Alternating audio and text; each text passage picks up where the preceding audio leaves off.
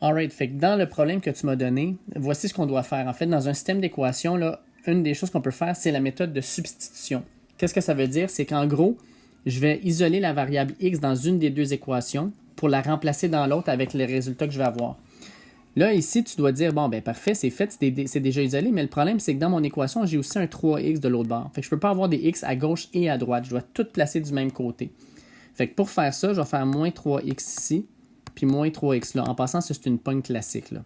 Fait qu'ici, il va me rester moins 3y moins 2 va être égal à x moins 3x va me donner moins 2x. Je vais diviser par moins 1. Dans le fond, je vais diviser par moins 1 ici, diviser par moins 1 là, pour enlever le moins. Fait qu'il me reste 3y moins 2 va être égal à 2x. Puis, ben, je vais avoir x est égal à. Fait que je vais diviser par 2 partout. Fait que ton x va être égal à 3y sur 2 moins 2 sur 2, mais moins 2 sur 2, c'est l'équivalent de dire moins 1. Fait que ma valeur de x est représentée par ça ici. Ensuite, on va aller prendre cette valeur-là, puis on va aller la mettre ici. Donc, on va aller la placer à la place du x. Ce faisant, dans cette équation-là, tu n'auras plus x et y, tu vas juste avoir des y, puis tu vas pouvoir les isoler. Fait que ça va me donner moins 1/2. Et maintenant, ben, à place de x, je vais dire que mon x, c'est 3y sur 2 moins 1, plus 1 tiers 2y moins 3 va être égal à 1 tiers. Et là, si tu regardes dans ton équation, tu n'as plus de x, tu as juste des y. Fait que ça va te permettre d'isoler ton y. Puis une fois que tu as ta valeur d'y, tu la mets dans une des deux équations pour trouver ton x. Fait qu'on va faire la résolution d'équation. Je vais tout mettre ça sur 1. Fait que je vais faire moins 1 fois 3y. Ça va me donner moins 3y. Puis 2 fois 2 va me donner 4.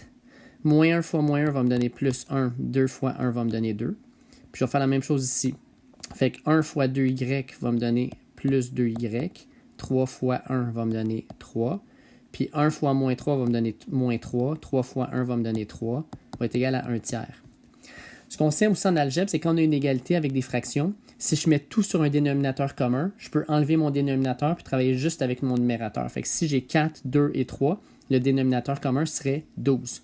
Fait que je vais multiplier ici par 3, ici par 6, par 4, par 4, puis par 4. Fait que ça va me donner moins 9y sur 12, y, plus 6 sur 12, plus 8y sur 12, moins 12 sur 12, moins 4 sur, va être égal à 4 sur 12. J'enlève mes dénominateurs, fait que j'en ai plus besoin. Fait que ce qui me reste, c'est moins 9y plus 6 plus 8y moins 12 va être égal à 4.